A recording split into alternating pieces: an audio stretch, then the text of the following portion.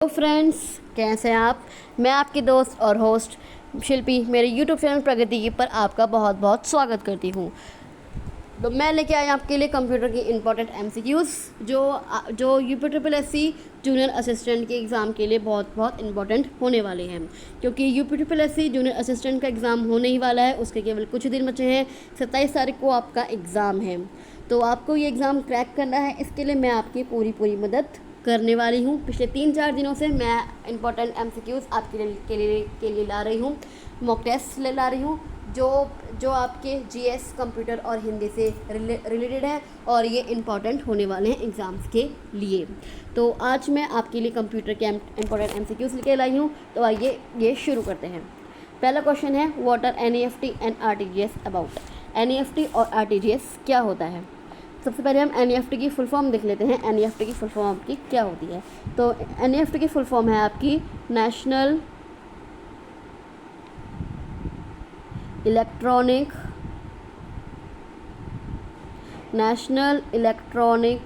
Fund transfer. ये आपकी NEFT की फुल फॉर्म है, नेशनल इलेक्ट्रॉनिक फंड ट्रांसफ़र। और आरटीजीएस की क्या होती है। आरटीजीएस की होती है रियल टाइम ग्रॉस सेटलमेंट। यह आपकी आरटीजीएस की फुल फॉर्म है, रियल टाइम ग्रॉस सेटलमेंट। अब हम आते हैं क्वेश्चन पर कि आपकी एनईएफटी और आरटीजीएस क्या होती है। ये होती है आपकी electronic fund transfer bank from bank to bank. मतलब अगर आप एक बैंक से किसी दूसरे बैंक में अपना पैसा ट्रांसफ़र करना चाहते हैं, मनी ट्रांसफ़र करना चाहते हैं, तो इसके लिए आरटीजीएस और एनईएफटी एक डिजिटल जरिया है, एक डिजिटल प्रोसेस है कि अगर आपको एक जगह से दूसरी जगह पर पैसा ट्रांसफ़र करना है, और ये कंट्री के भीतर ही हो सकता है, ये कंट्री के बाहर नहीं हो सकता। ये नोट है कि कंट्री के भीतर ही, आप एक कंट्री के अंदर ही, आज जैसे आप इंडिया के अंदर ही मान लो आपको चेन्नई से पैसा भेजना है मुंबई, तो आपके वाले कंट्री के अंदर ही एक शहर से दूसरे शहर पे, एक शहर से दूसरे शहर में पैसा भेज सकते हैं आरटीजीएस और एनईएफटी के द्वारा। तो इसका आंसर है आपका option B, electronic fund transfer from bank to bank. Next question पे आते हैं। Money transfer through mobile is called. अगर हम मनी को ट्रांसफ़र करते हैं मोबाइल के थ्रू, तो वो किससे करते हैं। वो आप करते हैं आईएमपीएस से। अगर आप मोबाइल के थ्रू पैसा ट्रांसफ़र करते हैं तो वो आप किससे करते हैं, आईएमपीएस से। अब आईएमपीएस की फुल फॉर्म क्या है। आईएमपीएस की फुल फॉर्म है आपकी इमीडिएट पेमेंट सर्विस। ये आपकी आईएमपीएस की फुल फॉर्म है। आईएमपीएस आप मोबाइल फ़ोन के माध्यम से, ये आईएमपीएस क्या है, मोबाइल फ़ोन के माध्यम से इलेक्ट्रॉनिक फ़ंड ट्रांसफ़र सेवा है। अब इसकी जो स्टार्टिंग हुई थी वो आपकी कब हुई थी। वो आपकी जो इसकी शुरुआत हुई थी, वो आपकी स्टार्टिंग हुई थी, वो आपकी कब हुई थी। वो आपकी हुई थी 22 नवंबर 2010 में इसकी स्टार्टिंग हुई थी आईएमपीएस की। और जो इसका संचालन है, मीन्स जो इसका गाइडेंस कर रहे हैं, आईएमपीएस का संचालन कर रहे हैं, वो कौन है। वो आपका एनपीसीआई, मीन्स जो इसके चेयरमैन होंगे, जो इसके अध्यक्ष होंगे, वो कौन है। वो आपके NPCI, national payment corporation of India. कौन है एनपीसीआई। क्या है ये एनपीसीआई, या ये आपकी एनपीसीआई क्या है, या आपका national payment corporation of India. ये आपकी दो फुल फॉर्म हो गई, क्योंकि फुल फॉर्म एग्ज़ाम में पूछी जाती हैं। आप ये मत सोचिएगा फुल फॉर्म एग्ज़ाम में नहीं पूछी जाती, फुल फॉर्म आपकी एग्ज़ाम में पूछी जाती हैं। तो जो national payment corporation of India NPCI NPCI चलाती है, संचालन करती है आईएमपीएस का। आईएमपीएस की शुरुआत हुई थी आपकी 22 नवंबर 2010 में। आईएमपीएस क्या होता है। आईएमपीएस आपका, अगर मोबाइल थ्रू पेमेंट करते हैं किसी को, तो इसमें आंसर आपका होगा option C, IMPS. Next question, which of the following channels may not be use to initiate IMPS transactions. जो IMPS ट्रांजेक्शन्स होती हैं वो आपकी इनमें से किससे नहीं हो सकती, वो आपकी पेन से नहीं हो सकती, वो आपकी पेन से नहीं हो सकती, क्योंकि क्या है क्योंकि क्या है आप SMS के ज़रिए आप मनी ट्रांसफ़र कर सकते हैं। आप SMS के ज़रिए मनी को ट्रांसफ़र कर सकते हैं या IMPS ट्रांजेक्शन को इनिशिएट कर सकते हैं। आप बैंक ऐप के द्वारा कर सकते हैं, इंटरनेट बैंकिंग के द्वारा कर सकते हैं। पर आप पैन कार्ड क्या है? पैन कार्ड एक आपका आइडेंटिटी कार्ड है। पैन कार्ड आपका एक पहचान पत्र है और ये किसके द्वारा पारित किया गया? ये आपकी आयकर डिपार्टमेंट, इनकम टैक्स डिपार्टमेंट के द्वारा प्रदान किया गया ये एक पहचान पत्र है पैन कार्ड। तो इसका आंसर होगा आपका option B, pen. Next question, which of the following banking is a technology that allows you to access your bank account from a mobile device. इनमें से वो कौन है जिससे आप घर बैठे बैठे अपने मोबाइल के द्वारा अपने बैंक अकाउंट को एक्सेस कर सकते हैं? तो वो क्या है? वो क्या है? वो है आपका मोबाइल बैंकिंग। आप mobile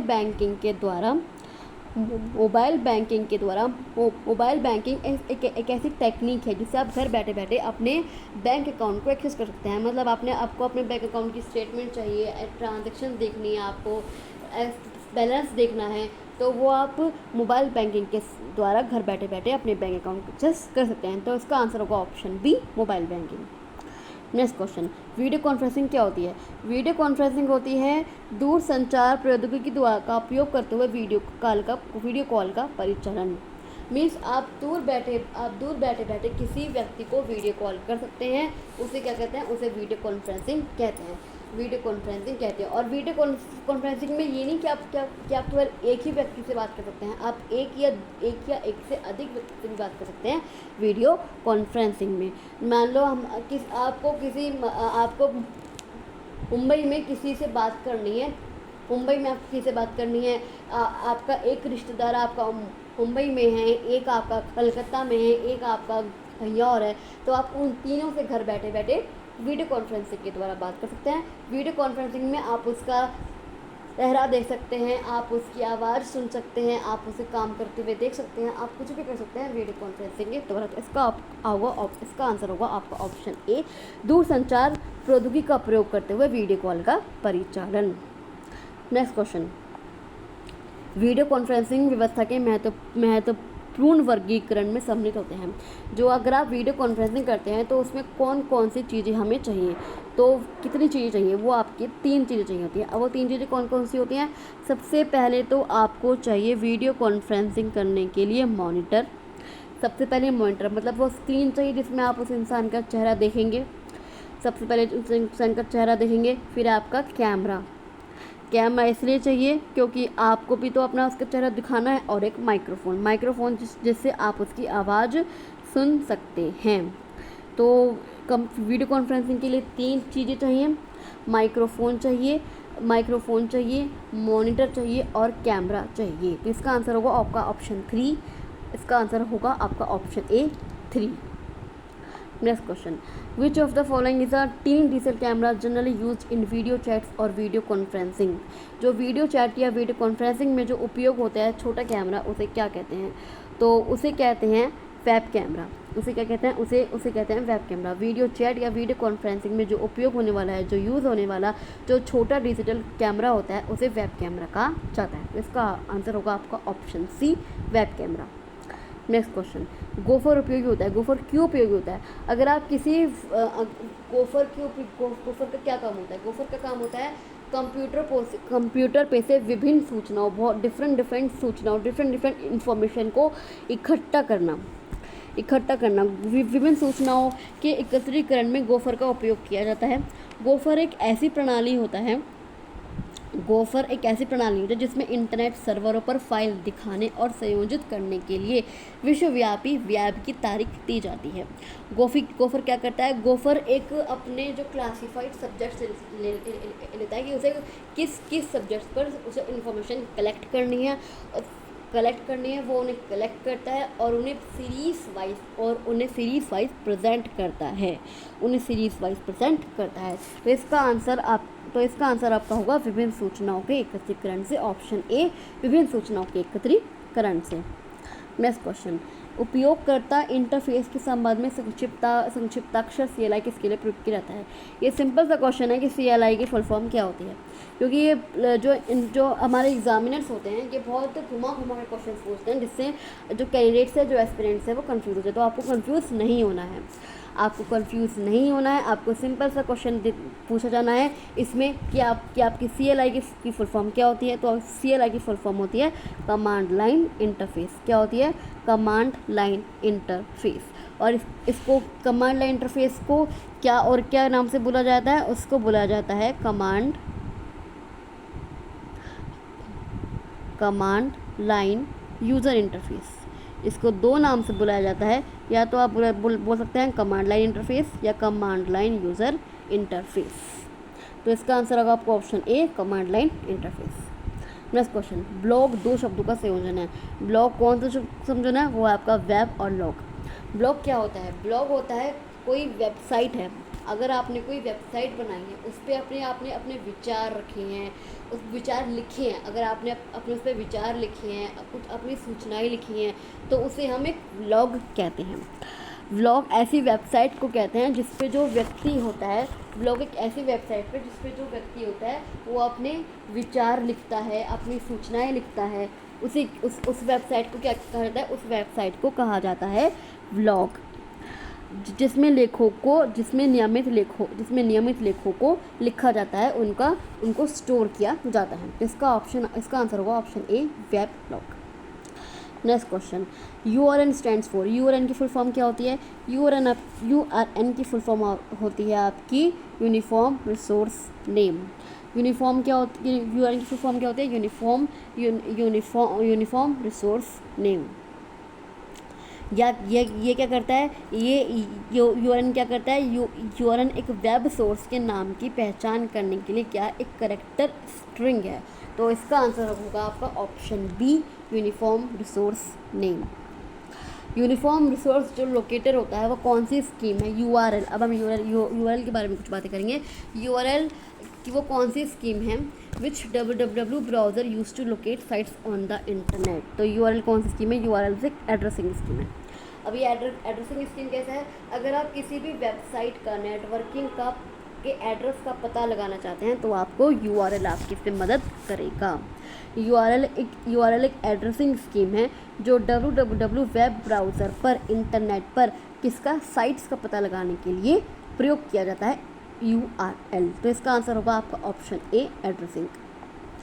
next question, the world wide web www is an information space where documents and other web resources are identified by. अभी मैंने आपको बताया था क्या कि अगर आप www वर्ल्ड वाइड वेब पर, ये एक इंफॉर्मेशन स्पेस है, वर्ल्ड वाइड वेब एक इंफॉर्मेशन स्पेस है। यहाँ पर आपको सभी प्रकार की इन्फॉर्मेशन मिल जाएंगी, आपको सभी प्रकार की सूचनाएं मिल जाएंगी।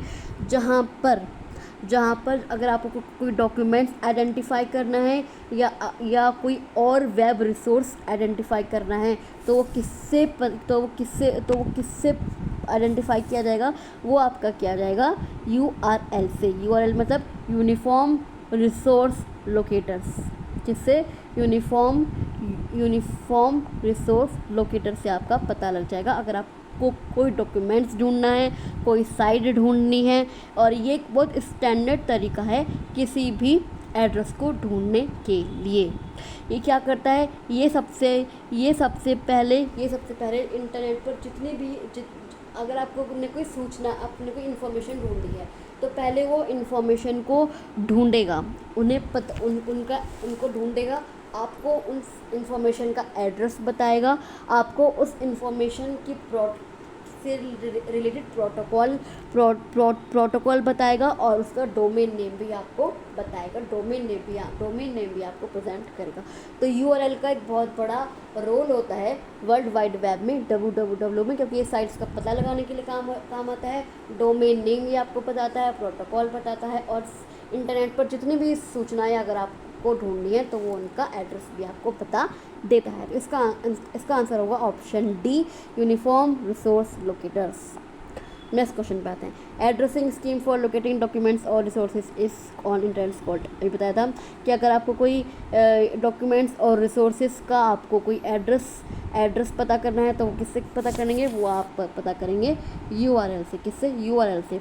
URL की बार फुल फॉर्म एक बार इससे बता देती हूँ। Uniform resource locator. क्या है URL की फुल फॉर्म?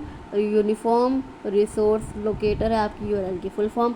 URL आपको किसी भी ब्राउज़र किसी भी ब्राउज़र, किसी भी क्लाइंट या किसी भी सॉफ्टवेयर में उपयोग किया जाता है।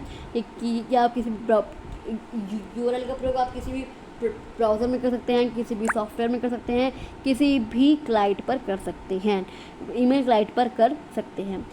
अगर आपको कोई नेटवर्क रिसोर्स ढूंढना है, कोई डॉक्यूमेंट्स ढूंढना है, कोई इक्विपमेंट्स ढूंढने हैं, तो उसका एड्रेस आपको URL बता देगा। नेक्स्ट क्वेश्चन, तो इसका आंसर होगा आपका ऑप्शन बी URL।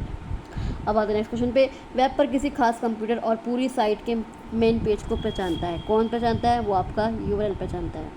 कौन पहचानता है? URL पहचानता है। अगर वेब पर किसी खास कंप्यूटर और साइट, मतलब अगर URL को किसी साइट का एड्रेस जानना है या किसी कंप्यूटर का IP एड्रेस जानना है, तो ऑब्वियसली वो कंप्यूटर को पहचान ही लेगा, उसके मेन पेज को पहचान ही लेगा। जैसे HTTP है। अब एक और इसके बाद एक और टॉपिक है। जैसे मान लो HTTP, मैं आपको कोई साइट बता रही हूँ एग्जांपल के रूप में। मान लो आपने ये HTTP google.com www.google.com या आपने कोई ये कोई बस HTTP www.google.com। अब आप बताइए इनमें से वो कौन है जिसके बिना आपकी साइट नहीं खुलेगी? तो वो कौन है? वो है आपकी HTTP। HTTP एक हाइपर टेक्स्ट ट्रांसफ़र प्रोटोकॉल है जिसका उपयोग करके हम google.com वेबसाइट पर जा सकते हैं। इसके बिना हम google.com वेबसाइट पर नहीं जा सकते HTTP के बिना। ये एक एडिशनल पॉइंट था इसमें। ये मैंने आपको एडिशनल पॉइंट बताया है फॉर योर इन्फॉर्मेशन। तो इसका आंसर होगा आपका option A URL। Next question में चलते हैं। किसी भी सुरक्षित वेबसाइट के URL में सुरक्षा प्रमाण पत्र पैडलॉक का रंग क्या होता है? कौन सा होता है? अगर आप किसी भी सुरक्षित वेबसाइट की जो URL में जो सुरक्षा प्रमाण पत्र पैडलॉक का रंग होता है, वो कौन सा होता है? वो रंग आपका होता है हरा। कौन सा? हरा। किसी भी सुरक्षित वेबसाइट के URL में सुरक्षा प्रमाण पत्र का पैडलॉक का रंग क्या होता है? हरा होता है। तो इसका आंसर होगा आपका B हरा। नेक्स्ट क्वेश्चन पे चलते हैं। CSS stands for. CSS की फुल फॉर्म क्या होती है आपकी? CSS की फुल फॉर्म होती है आपकी कास्केडिंग स्टाइल शीट। अब CSS कब काम आती है? CSS आपकी आती है HTML के साथ ही काम आती है। अगर आपने HTML में कोई वेब पेजेस बनाए हैं, तो वेब पेजेस में जो वेब पेजेस बनाए हैं उसमें जो आपने मटेरियल लिखा है, तो CSS क्या करेगा? CSS आपके उसके फॉन्ट साइज़, कलर, बैकग्राउंड जो आपका उसका साइज़ होगा, उसमें आपको कुछ ऐड करना है, कोई पिक्चर ऐड करनी है, कोई एनिमेशन करना है, तो वो सब कौन करेगा? वो आपका CSS करेगा। तो CSS क्या करता है? CSS आपकी जो वेब पेजेस में वो इम्प्रूव करने का काम कौन करता है? CSS। तो इसका आंसर होगा option B cascading style sheets. Next question, HTTP का पूरा नाम क्या है? HTTP। अब HTTP मैंने अपने जो लास्ट वीडियोस हैं मैंने उसमें HTTP के बारे में पूरी इन्फॉर्मेशन दे रखी है। आप मेरी प्लेलिस्ट में जाकर मेरे पुराने वीडियोस को ज़रूर देख लीजिएगा, तभी आपको HTTP के बारे में पूरा एक्सप्लेन हो पाएगा। तो HTTP का पूरा नाम क्या है? HTTP का पूरा नाम है hyper text transfer protocol. Hyper transfer text protocol क्या होती है? हाइपर टेक्स्ट ट्रांसफ़र प्रोटोकॉल का काम होता है अगर आप बहुत सारे डिफरेंट कंप्यूटर्स को इंटरनेट पर आपस में जोड़ना चाहते हैं, तो उसके लिए आपका हाइपर टेक्स्ट ट्रांसफ़र प्रोटोकॉल का इस्तेमाल किया जाता है। और HTML क्या होती है? अब मैं थोड़ा सा आपको HTML के बारे में बता देती हूँ। पर अगर आपको HTML के बारे में पूरी इन्फॉर्मेशन चाहिए तो आप मुझे मेरे कमेंट बॉक्स पर लिख के बता दीजिएगा। मैं उसमें पूरा आपको बता दूँगी कि HTML आपका क्या होता है? तो HTML क्या होता है? HTML आपका होता है अगर आप बहुत सारे वेब पेजेस को आपस में जोड़ना चाहते हैं।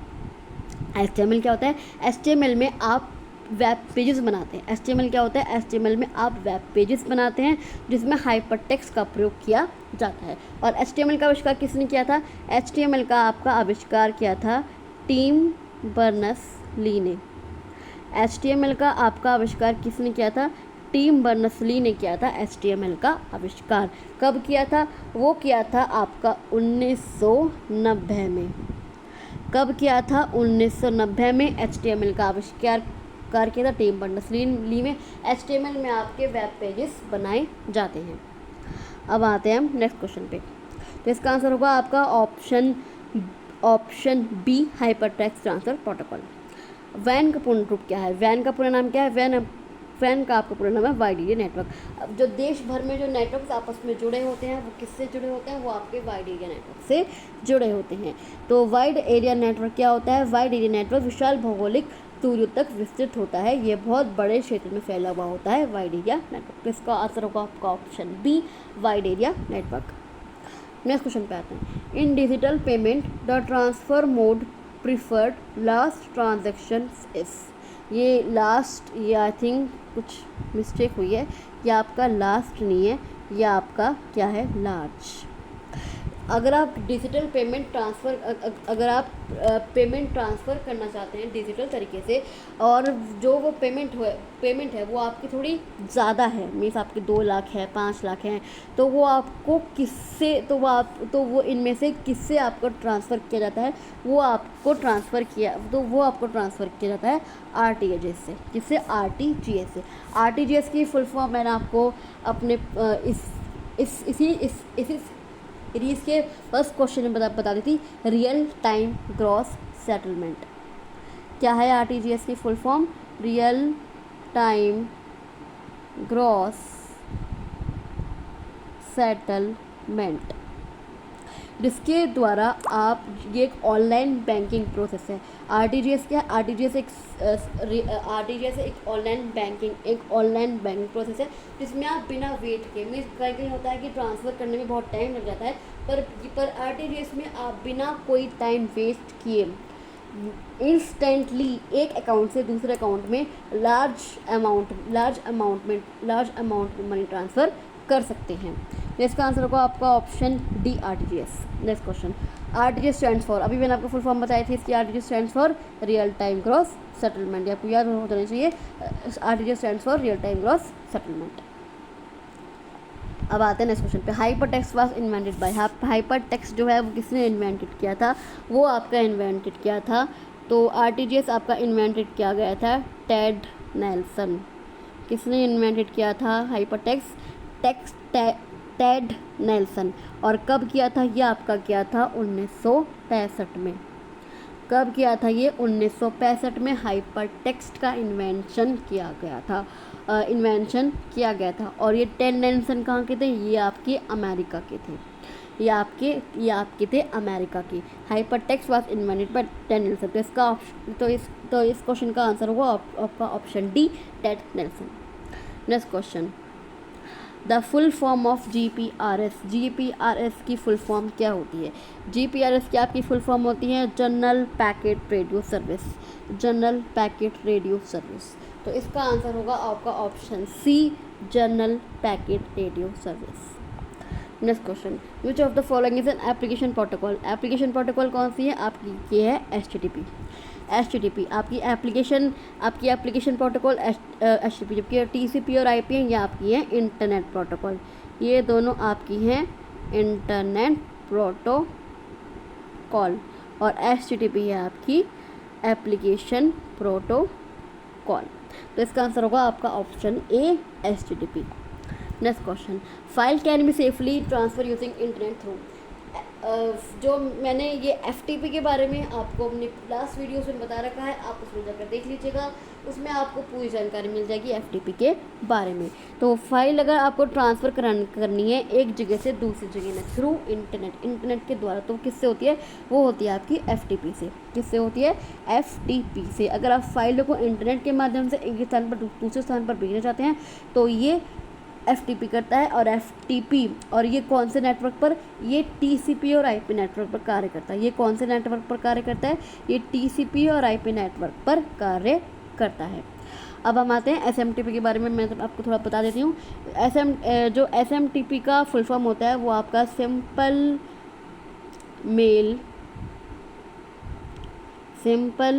मेल ट्रांसफ़र प्रोटोकॉल इसका फुल फॉर्म होता है। इसमें आप क्या कर सकते हैं? इसमें आप मेल भेज सकते हैं किसी भी एक जगह से दूसरी जगह पर आप क्या कर सकते हैं? आप मेल भेज सकते हैं। तो ये मेल कैसे भेजता है? ये एक पहले आउटलुक देखता है। ये एक आउटलुक देखता है, एमएस आउटलुक देखता है, फिर उसको मेल कर देता है। ये किस पर? ये कनेक्शन ओरिएंटेड टेक्स्ट पर बेस्ड है एसएमटीपी। और ये सिंपल मेल ट्रांसफ़र प्रोटोकॉल ये एक जगह से दूसरी जगह पर मेल ट्रांसफ़र करती है। अब हम आते हैं टीसीपी और आईपी। टीसीपी और आईपी क्या है? टीसीपी और आईपी आपके इंटरनेट प्रोटोकॉल हैं। टीसीपी और आईपी आपके इंटरनेट प्रोटोकॉल हैं। टीसीपी का पूरा नाम है ट्रांसमिशन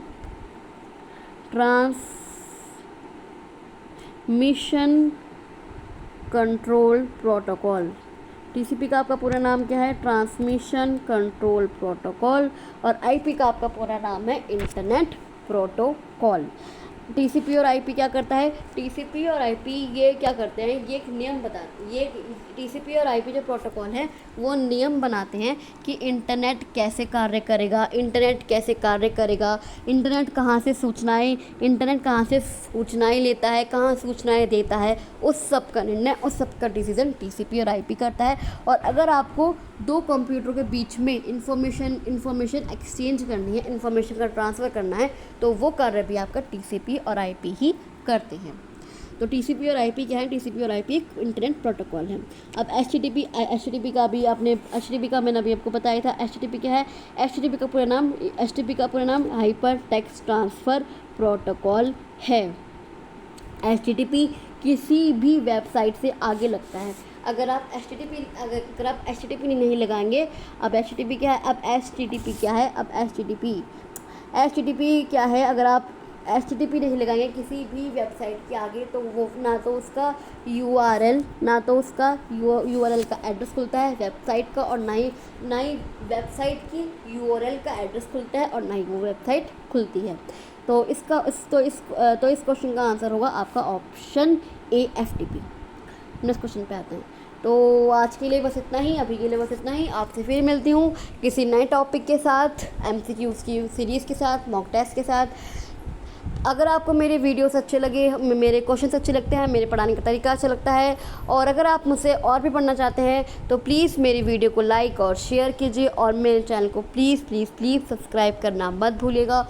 और लोगों को भी मुझसे जोड़िए, क्योंकि जितने लोग जुड़ेंगे उतना ही लोगों का फ़ायदा होगा। तो और सबकी भी मदद कीजिए और मुझसे जुड़े रहिए। मेरी वीडियोज़ को देखते रहिए, मेरे वीडियो को लाइक और मेरे वीडियो को लाइक और शेयर कीजिए।